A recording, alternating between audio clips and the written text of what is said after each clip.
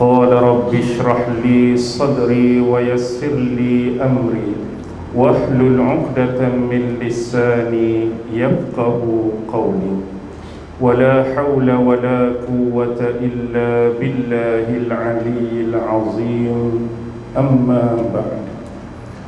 Alhamdulillah, syukur kehadrat Allah Subhanahu wa ta'ala kerana dengan limpah kurnia kerana dengan limpah kurnia rahmat, kasih sayang dan inayah daripada Allah Subhanahu wa ta'ala, alhamdulillah, kita malam ini berada pada malam yang ke-26 Ramadan. Alhamdulillah, berbanyak-banyak kita merafakkan kesyukuran kita kepada Allah kerana masih lagi memberikan sisa kehidupan kepada kita, memanjangkan usia dan umur kita, dan diberikan kepada kita nikmat di dalam bulan Ramadan untuk melakukan ibadah kepadanya, dan seterusnya memberikan kekuatan dan daya upaya kita melaksanakan bentuk-bentuk ibadah yang lain kepada Allah Subhanahu wa ta'ala. Apa yang saya ingin kongsi dan tekankan bersama tuan-tuan dan puan-puan pada malam ini ialah berkaitan dengan ayat yang kelima di dalam suratul Fatihah. Kita seringkali setiap hari membaca surah Ummul Kitab Al-Fatihah. Ayat yang kelima yang selalu kita baca ialah Iyyaka na'budu wa iyyaka nasta'in. Ayat ini sebenarnya adalah merupakan intisari ataupun ayat yang paling penting di dalam surah Al-Fatihah. Apa makna Iyyaka na'budu wa iyyaka nasta'in? Hanya kepada Engkaulah ya Allah kami menyembah, kami mengabdi, kami menghambakan diri. Wa iyyaka nasta'in, dan hanya kepada Engkaulah ya Allah kami meminta dan memohon pertolongan. Baik, kalau kita melihat kepada frasa yang pertama, Iyyaka na'budu, hanya kepada Engkaulah wahai Allah kami beribadah, kami menyembah ataupun kami memperhambakan diri. Apakah tafsiran bagi ayat ini? Ulama-ulama tafsir menyebut, sebahagiannya mengatakan tafsir bagi ayat ini ada di dalam surah yang ke-39, iaitu surah Az-Zumar, merujuk ayat yang kedua. Inna anzalna ilaikal kitaba bilhaq fa'budillaha mukhlishan lahuddin. Inna anzalna ilaikal kitaba bilhaq, sesungguhnya kamilah yang menurunkan Alkitab, yakni Al-Quran, kepadamu wahai Muhammad dengan sebenarnya, dengan kebenaran. Fa'budillaha mukhlishan lahuddin, maka hanya kepada Allah sahajalah kamu menyembah, mukhlishan, dengan tulus ikhlas, lahuddin, dalam konteks beribadah ataupun dalam konteks penyembahan. Jadi yang ditekankan di sini ialah konteks ikhlas. Apa makna ikhlas? Secara bahasa, ikhlas ialah sesuatu yang original, sesuatu yang asli, sesuatu yang tulen, yang tidak bercampur dengan unsur dengan sesuatu yang lain. Jadi salah satu daripada dua syarat utama untuk ibadah, untuk amalan ataupun ritual kita ini diterima oleh Allah Subhanahu wa ta'ala, salah satu syarat yang paling utama ialah mengikhlaskan diri kita ketika beribadah kepada Allah Subhanahu wa ta'ala, tidak dicampuri dengan unsur-unsur yang lain. Baik, bila kita sebut tentang persoalan ikhlas yang pertama, kita ambil konteks yang paling mudah, iaitu salah satu ibadah yang utama bagi orang Islam, iaitu ibadah solat. Bila kata kita sebut ibadah solat, dalam kes ini kita tengok ramai yang datang bersolat di masjid, sama ada solat yang wajib iaitu 5 waktu ataupun solat sunat seperti di bulan Ramadan solat tarawih.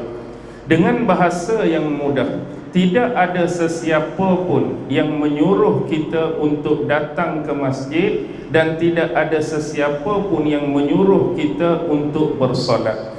Jangan silap fahami ayat yang saya tuturkan ini.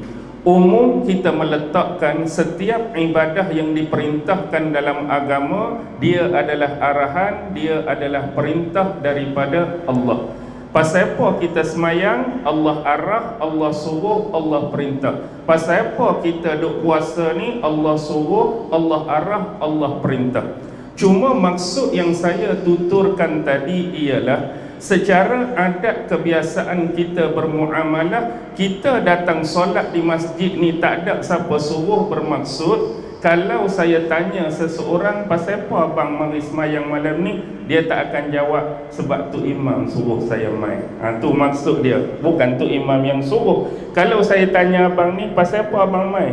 Jiran saya duk beletek kat saya, suruh saya mari masjid. Tu maksud saya.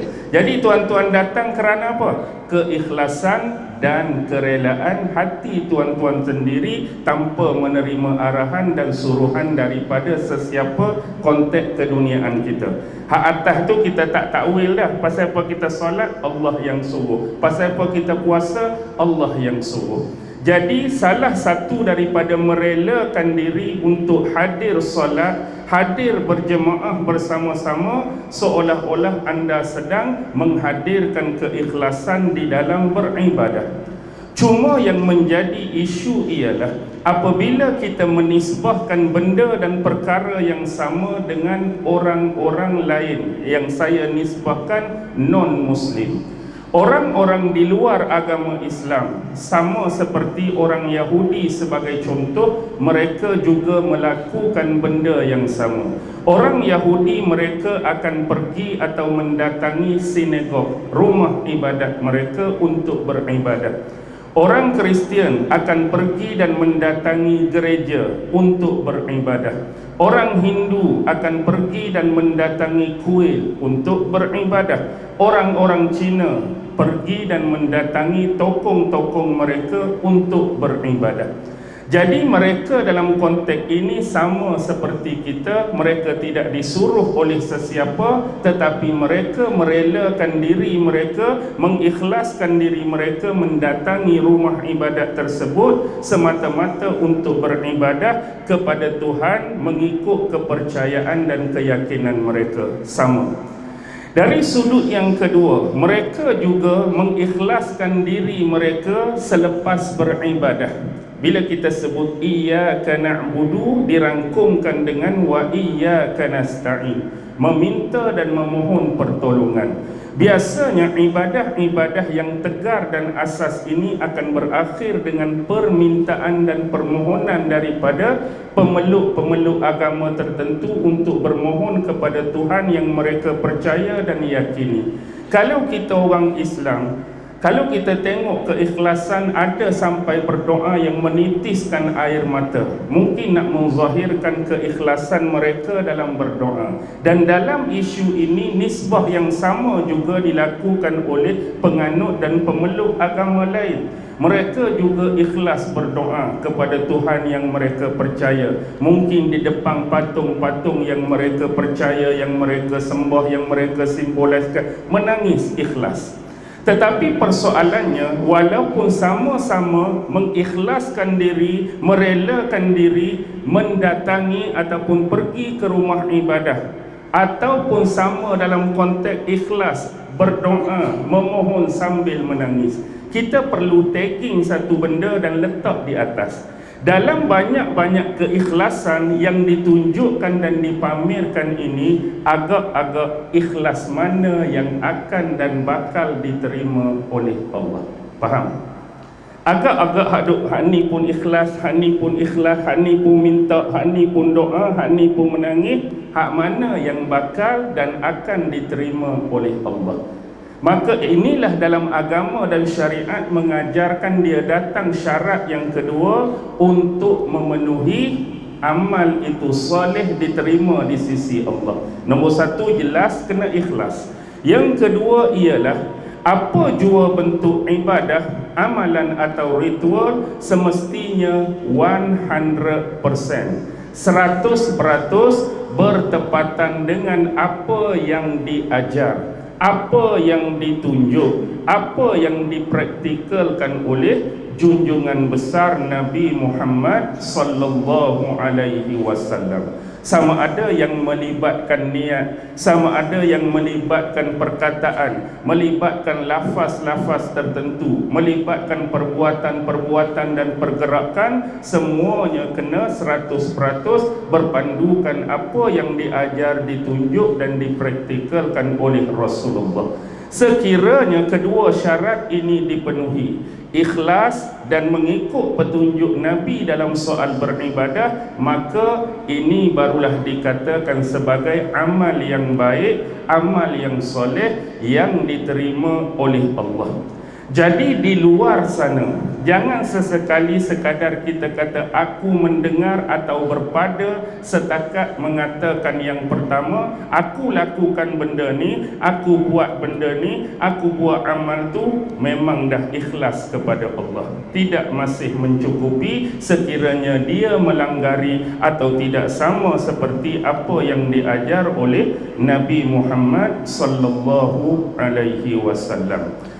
Baik, yang kedua berkaitan dengan iyyaka na'budu. Kalau kita tengok kepada perkataan-perkataan ini, Allah mendahulukan kalimah iyyaka berbanding na'budu. Iyyaka hanya kepada engkau wahai Allah, dan kemudian na'budu kami menyembah, kami beribadah. Dalam bahasa Arab, kalau kita terbalikkan kalimah ni, dia tetap tidak mempunyai apa-apa kesalahan. Contoh kalau kita baca secara biasalah, bukan dalam konteks ibadah, na'budu iyyaka, kami menyembah, kami beribadah hanya semata-mata kepadamu wahai Allah. Dalam konteks tata bahasa kita, bahasa Melayu, dia tidak memunculkan apa-apa perbezaan. Hanya kepadamu wahai Allah kami menyembah, kami menyembah hanya kepadamu wahai Allah, tak ada beza. Tapi dalam tata bahasa, bahasa Arab, bila iyyaka duduk di hadapan, inilah yang menjadikan ayat atau pernyataan tersebut eksklusif. Kerana penyebutan iyyaka pada permulaan nak memberikan penekanan hanya semata-mata kerana Allah Subhanahu wa ta'ala, supaya di dalam konteks beribadah, di dalam konteks kita memperhambakan diri kepada Allah Subhanahu wa ta'ala, tidak dicampuri dengan unsur-unsur lain. Lebih-lebih lagi unsur-unsur yang berbaur kesyirikan kepada Allah. Tidak kiralah sama ada syirik yang berbentuk zahir ataupun syirik yang berbentuk batin, yang kita belajar dalam istilah ilmu akidah, syirik jali ataupun syirik khafi. Baik, ada yang special di dalam ayat ini. Apa yang special? Kalau kita melihat kepada 3 ayat ataupun 4 ayat sebelumnya, Bismillahirrahmanirrahim, Alhamdulillahi Rabbil Alamin, Ar-Rahmanirrahim, Maliki Yaumiddin, sebelum datang Iyyaka na'budu wa Iyyaka nasta'in. Ayat 4 sebelum ini ialah Allah Subhanahu wa ta'ala berbicara mengenai dirinya, mengenai zatnya. Allah berbicara siapakah dia yang sebenarnya. Dia adalah Allah, dia adalah Tuhan yang menjadi pemelihara kepada keseluruhan alam semesta ni, pemelihara kepada semua makhluk-makhluknya. dan dia juga menceritakan sifat-sifatnya, sama ada dari sudut sifat Ar-Rahman dan sifat Ar-Rahim. Dan dia juga menceritakan tentang dirinya di akhirat kelak, yang akan bertindak sebagai penguasa hari akhirat, penghakim hari akhirat, yang akan mengadili kita semua. Jadi dalam konteks ini kita faham bahawa bentuk ayat kelima iyyaka na'budu wa iyyaka nasta'in dalam istilah ilmu tafsir mengandungi iltifat. Apa maksud iltifat? Iltifat ialah perubahan pada penceritaan. Dalam 4 ayat yang pertama, dia hanya ada 2 benda. Pertama, khatib. Apa dia khatib? Penutur, pembicara. Dalam konteks ini siapa? Allah Subhanahu wa taala yang menurunkan firman dan wahyu ini. Cuma dalam konteks penceritaan tu, siapa yang sedang dibicarakan oleh Allah? Dirinya sendiri. Siapa yang sedang Allah bicarakan? Alhamdulillahi Rabbil Alamin. Allah membicarakan tentang siapa? Diri dia sendiri. Ar-Rahmanir Rahim. Allah membicarakan tentang siapa? Dirinya sendiri. Maliki Yaumiddin. Allah bicara tentang siapa? Dirinya sendiri. Sekarang konteks ayat ni berubah. Ni disebut dengan istilah iltifat. Bila sudah ada yang ketiga yang disebut ghaib. Siapa ghaib di sini? Na'budu wa nasta'in. Siapa? Kita semua hamba-hamba Allah Subhanahu wa taala yang dimasukkan sebagai unsur ketiga. Dan yang kedua, dia jadi mukhatab. Yang kedua, lawan bagi bicara. Lawan bagi bicara di sini tempat manusia beribadah, tempat manusia minta dan memohon pertolongan. Yang satu, kekal Allah sebagai khatib, kekal Allah sebagai penutur kepada kisah ini. Nak bagi faham secara mudah, konteks iltifat ni macam ni. Baik, suasana sebenar yang berlaku, kita kata kes pada malam ini. Malam ini saya tak berkuliah, malam ini saya tak berceramah. Tapi bayangkan malam ini kita hanya adakan sesi dialog. Saya berdialog, saya bercakap-cakap dengan tuan-tuan. Habis satu tempoh masa tertentu, saya buka sesi soal jawab. Tuan-tuan tanya, saya jawab. Tuan-tuan tanya, saya jawab. Tu suasana sebenar yang berlaku dalam peristiwa. Keesokan harinya, saya menceritakan kejadian semalam. Semalam tu sebenarnya konteks malam ni lah kepada seorang individu lain. Siapa? Contoh Mukhtar lah kita kata. Saya bersembang dengan Mukhtar. Jadi bila saya bersembang dengan Mukhtar, saya menceritakan situasi, condition dan keadaan semalam. Jadi di sisi Mukhtar yang tidak hadir dalam majlis kita, konteks malam ni tu dianggap ghaib. Sebab Mukhtar wujud ke tak wujud dalam majlis kita pada malam ni, dia tak ada. Tapi esok saya sembang dengan dia tu, orang hak saya sebut ada dalam majlis tu diistilahkan ghaib di sisi Mukhtar, kerana Mukhtar tak ada sekali dalam majlis. Tapi walaupun Mukhtar tak ada dalam majlis, orang-orang hak disifatkan sebagai ghaib yang saya sebut tu, mungkin Mukhtar kenal. Siapa ada semalam? Pak Din. Mukhtar, oh kenal Pak Din. Pak Yusuf, oh kenal Pak Yusuf. Mungkin individu hak duduk dalam majlis dikenali oleh Mukhtar, cuma dianggap ghaib kerana Mukhtar sendiri tu tak ada dalam majlis semalam. Siapa lagi lawan bicara bagi orang-orang semalam? Saya sendiri. Hakikatnya siapa yang cerita? Saya duk cerita pada Mukhtar keesokan hari, tapi kisah saya ada juga tak semalam. Sebagai apa? Sebagai pemotivasi ke, sebagai ustaz ke, yang buka sesi dialog, yang buka suruh orang tanya saya jawab, orang tanya saya jawab. Hakikatnya saya pun duduk dalam tu sebagai konteks yang kedua. Tapi hak sebenarnya siapa duk cerita kat Mukhtar ni? Ni hak realiti saya sendiri. Boleh faham tak? Baik, kenapa datang ayat seperti ni walaupun banyak menerima komen-komen dan komentar daripada non-Muslim berkaitan ayat seperti ni? Bukan konteks ayat tu, teks ayat. Kerana mereka menganggap bahawa ayat Al-Quran ni tidak konsisten. Sekejap cerita lagu ni, sekejap dia mari style lagu ni, sekejap dia mari tata bahasa lagu ni. Jadi mereka memberi komen bahawa ayat-ayat Quran ni tidak konsisten dalam menceritakan satu benda atau perkara. Ni yang mereka tak fahami tentang balaghah, tentang style tata bahasa yang diutarakan oleh Al-Quran. Kadang-kadang seperti ayat yang pertama, dia datang dalam bentuk penceritaan secara straightforward. Kadang-kadang Quran datang dalam bentuk dialog antara seseorang dengan seseorang, mungkin antara individu dengan kelompok yang lebih besar. Ini sebenarnya untuk mendatangkan feel, penekanan perasaan kepada emosi. Sebagai seorang pembaca, kita akan lebih dapat sesuatu. Contoh, kita kata, kalaulah saya buat ayat penerangan secara straightforward. Pada suatu hari Ali bertemu dengan Abu. Ali menyatakan kepada Abu bahawa dia pernah mendendami seseorang, dan dia berjanji dia akan membunuh orang yang dia dendami itu. Ayat straightforward. Tuan-tuan boleh faham ayat tersebut? Boleh.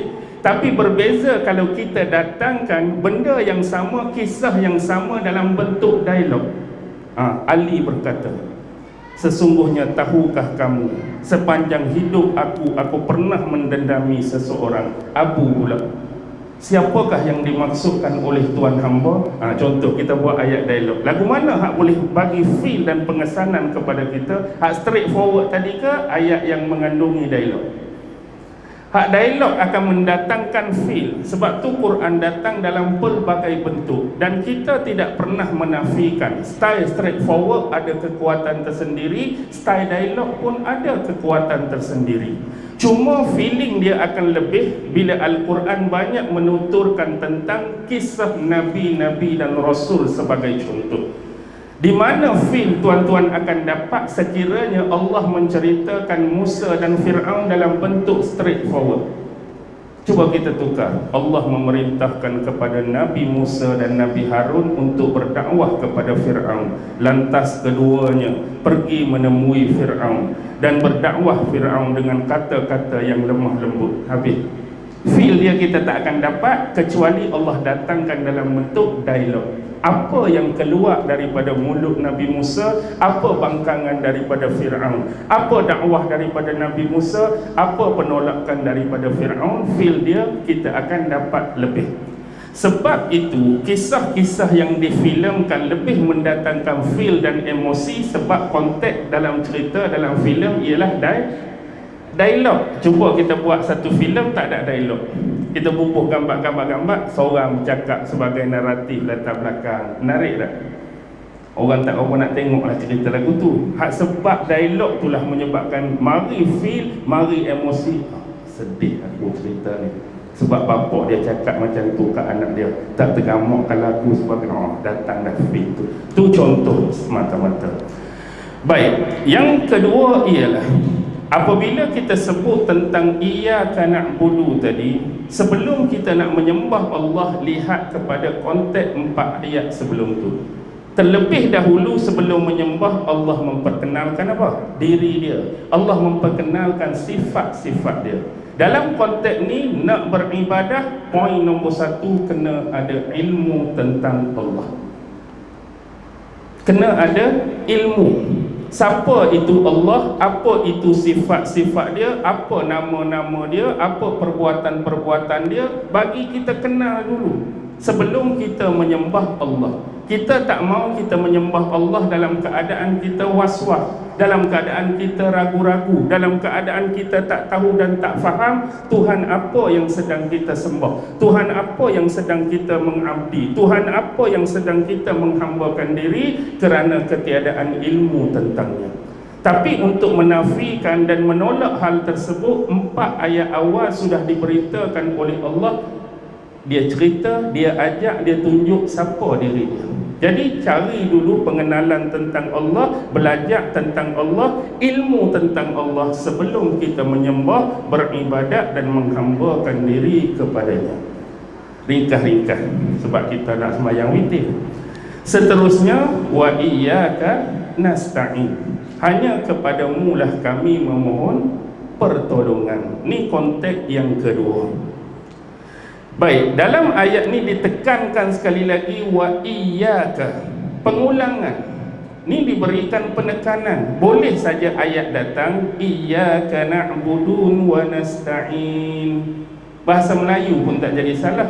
Hanya kepadamu lah kami menyembah dan minta tolong. Tak jadi salah pun. Tapi kenapa?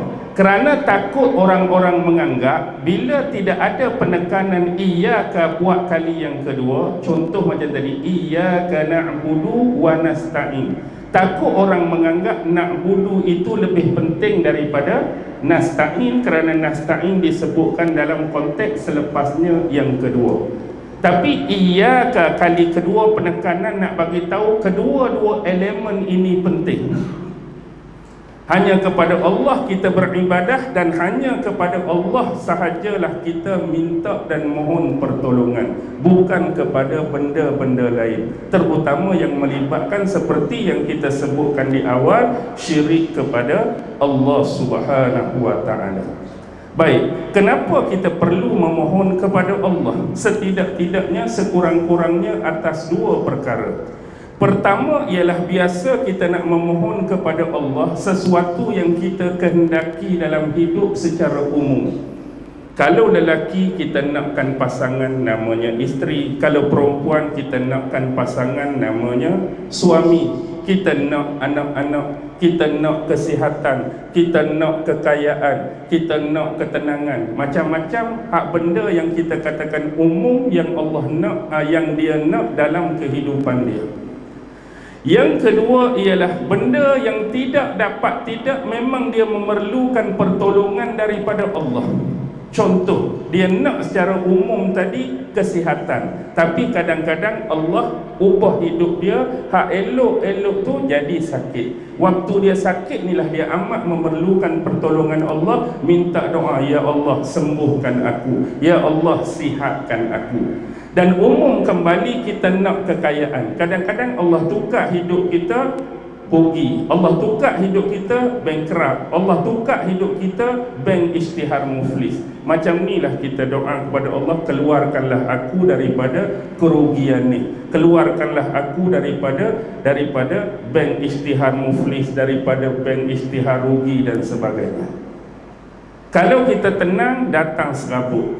Kita perlukan kepada Allah untuk mengeluarkan kita daripada serabut, daripada stres, daripada tekanan dan sebagainya. Sekurang-kurang tu dua konteks kita berdoa dan bermohon kepada Allah. Tetapi di sini yang menariknya ialah Allah hanya menyebutkan zatnya lah yang menjadi tumpuan minta dan mohon pertolongan, tapi tak disebutkan pertolongan apa yang diminta dan dipohon. Biasanya kalau kita bertemu dengan manusia, kita nak minta tolong, kita akan sebut secara spesifik pertolongan apa yang kita nak. Aku nak minta tolong kat hang ni. Nak minta tolong apa? Aku tak ada duit ni, boleh bagi duit sikit, berhutang. Spesifik kita sebut benda apa yang kita nak minta orang tu tolong. Bang, boleh berhenti sekejap tak? Saya tengok dalam kereta abang ni ada 6 orang. Pasal apa 6 orang? Kereta saya rosak pergi jalan, boleh tolong tolak tak? Spesifik kita sebut minta pertolongan apa hak kita nak. Tapi di sini wa iyyaka nasta'in, Allah lah tempat kami memohon pertolongan. Tapi bentuk pertolongan apa?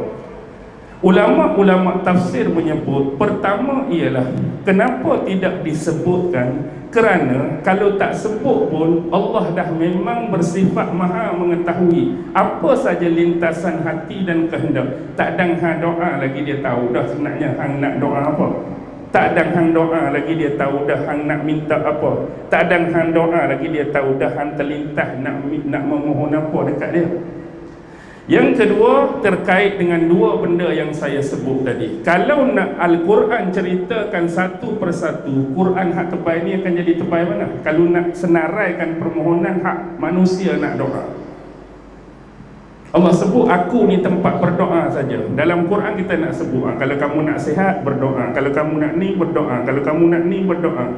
Nak memenuhi semua permintaan tu, kalau nak isi sekali, abang nak minta cara dia, abang nak minta cara dia, abang nak minta cara dia. Jadi kita umumkan di sini, mintalah apa saja daripada Allah Subhanahu wa taala. Baik, yang terakhir, ini adalah dia punya kelebihan, dia punya fadilat. Sebenarnya dalam konteks nak budu tu untuk menafikan apa? Nak budu ialah untuk menafikan riya, menunjuk-nunjuk. Manakala nasta'in untuk menafikan kibr, besar diri, bangga diri. Baik, kalau kita melihat memang betul, sebab pada konteks nak budu menekankan kepada keikhlasan, dan kita nak buang bentuk-bentuk riya. Apa riya? Menunjuk-nunjuk, mempamerkan sesuatu. Contoh dalam ibadah, itu hak kita nak buang. Kita boleh lihat dalam realiti, walaupun kita sedang buat ibadah, kadang-kadang bentuk perlakuan kita sebenarnya nak menunjuk-nunjuk dan membanggakan ibadah tersebut di hadapan orang lain. Kita ambil solat, kadang-kadang orang tangkap gambar, malam ni aku solat di Masjidil Haram Mekah. Tujuan apa? Dia bubuh dalam medsos. Nak tunjuk, nak banggakan dengan kawan-kawan, mungkin dia malam ni semayang belakang Imam Syurain ke Imam Sudis ke, kita belakang semayang Imam Kampung saja. Ataupun dalam konteks zakat, konteks bersedekah, kubuh besar-besar tulis 30,000, aku malam ni sedekah, tengok ni besar. Pi haji, pi umrah sambil tawaf. Ni hampa tahu apa ni, aku dah tawaf ni, pusingan keempat dah ni, tunjuk dalam ni. Contoh, benda-benda tu boleh berlaku ke tak tuan-tuan? Boleh berlaku. Kita bukan bicarakan hak ikhlas ni. Hak ikhlas solat, go on. Hak ikhlas tawaf, go on. Hak ikhlas zakat sedekah, go on. Cuma kita nak bicarakan benda-benda ni boleh berlaku. Orang yang nak mempromosi, nak menunjuk dan nak membangga-banggakan ibadah dia kepada orang lain. Tapi tuan-tuan perhati tak, bulan Ramadan, bulan puasa sebenarnya mengajar kita kepada tulus dan ikhlas ni. Sebab jarang orang nak promosi dan nak provoke orang lain bahawa dia sedang beribadah puasa. Nah, jumpa ada orang buat muka bodoh, lihat aku sedang berpuasa hari ni. Bayar orang nak tag benda-benda macam tu. Sebab dia tahu dia puasa, orang lain pun puasa. Tapi kalau semayang, orang lain mungkin semayang masjid biasa, dia semayang Masjidil Haram. Orang lain semayang masjid biasa, dia boleh semayang Masjid Madinah dan sebagainya. Kalau pergi haji, dia boleh tunjuk pergi haji. Orang ni tak boleh pergi haji, tapi puasa tidak.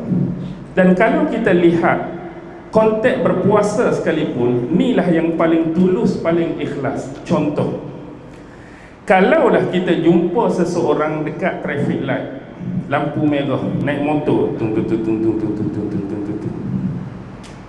tuan-tuan, mustahil atau tidak orang tu sedang bersolat sekarang. Tengok orang duduk atas motor, tunggu lampu merah jadi hijau. Dia duduk semayang ke tu? Sama sekali kita tak akan kata dia sedang solat. Dia sedang bayar zakat ke tu? Tak. Dia sedang haji umrah ke tu? Tak. Tapi kalau kita kata mungkinkah dia sedang berpuasa? Tak mustahil hak ni. Mungkin teh tu dia sedang berpuasa. Tengok orang ni, Aliat wasi meleleh. Mungkinkah nak kata dia sedang semayang waktu tu? Tak. Dia sedang zakat? Tak. Dia sedang haji umrah? Tapi mungkinkah mustahil nak kata dia sedang puasa? Tak mustahil, dia sedang berpuasa. Satu-satunya ibadah yang mengajar kepada kita tentang ketulusan dan keikhlasan. Dan kita pun tak rasa nak bangga tentang ibadah tu, sebab semua orang lain buat. Berbanding dengan ibadah lain yang boleh dipromosikan dan dibanggakan oleh orang lain. Ingat, yang kedua ialah apa? Nasta'in, untuk menafikan sifat kibir, besar diri, bangga diri. Kerana hanya kepada Allah kita minta tolong. Baik, siapa yang nak bangga diri? Kalau dia fahami betul-betul, kalau katakanlah dia paling kaya, adakah dia tidak perlu lagi berdoa kepada Allah kerana dia paling kaya? Dia kena berdoa macam orang miskin berdoa. Kalau dia kata dia paling kuat, adakah dia tidak perlu lagi berdoa kepada Allah kerana paling kuat? Tidak. Dia juga perlu berdoa sama seperti orang yang paling lemah sekalipun. Kalau dia kata dia yang paling alim, tidakkah lagi dia perlu berdoa kepada Allah? Perlu, sama seperti yang paling jahil sekalipun perlu berdoa kepada Allah. Kerana sifat di atas tadi yang dia punyai kelebihan berbanding orang lain tu, sifat dia tidak mutlak, tidak kekal selamanya. Tidak sama seperti Allah. Allah kalau dia maha mengetahui, tidak ada perubahan pada zat dia dan sifat dia. Dia akan terus kekal maha mengetahui. Dia akan terus kekal maha kaya. Dia akan terus kekal maha melihat. Dia akan terus kekal maha mendengar. Tapi hak paling kaya di kalangan kita, satu masa boleh down ke tak? Boleh down. Sebab tu dia masih lagi memerlukan kepada Allah Subhanahu Wa Taala. Hak paling kuat tadi mungkin tak boleh jadi yang paling lemah. Mungkin. Sebab tu dia masih perlu berdoa kepada Allah. Hak paling alim tadi mungkin satu masa dia yang paling jahil. Tak mustahil. Sebab tu dia masih memerlukan permohonan dan permintaan kepada Allah. Jadi nak menafikan apa di sini? Menafikan bangga diri di atas kelebihan yang Allah bagi. Tinggi manapun, atas manapun, kamu tetap perlu bermohon dan minta kepada Allah. Kerana apa jua kelebihan yang kamu ada datang daripada Allah. Supaya kita fikir, janganlah kekayaan, kehebatan, kealiman datang daripada usaha kita. Ni kita nak nafi ni. Sebab ramai dalam masyarakat kita masih lagi berfikiran sedemikian. Dia berjaya, dia anggap atas sebab daya usaha dia. Dia jadi alim sebab aku belajar bersungguh-sungguh, aku bercekang mata, malam tak tidur, buka kitab tu, belik buku ni, sebab tu aku jadi alim. Dia berandalkan, berlandaskan kepada daya upaya dia. Langsung dia tak masukkan unsur sifat kemaha besaran Allah. Jadi kita nak ingat bahawa Allah ada di setiap kejayaan kita. Allah ada di setiap penghidupan kita supaya dia terus kekal bersama dengan kita dalam konteks pemahaman.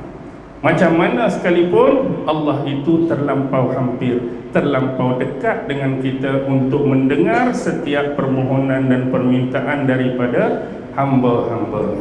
Jadi orang pun nak semayang witir, kita berhentilah. Sebab kalau nak hurai sungguh-sungguh, kena macam kuliah lah, sejam setengah. Jadi kita nak bagi faham secara sederhana apakah itu di sebalik iyyaka na'budu wa iyyaka nasta'in. Wabillahi taufiq wal hidayah. Wassalamu alaikum warahmatullahi wabarakatuh.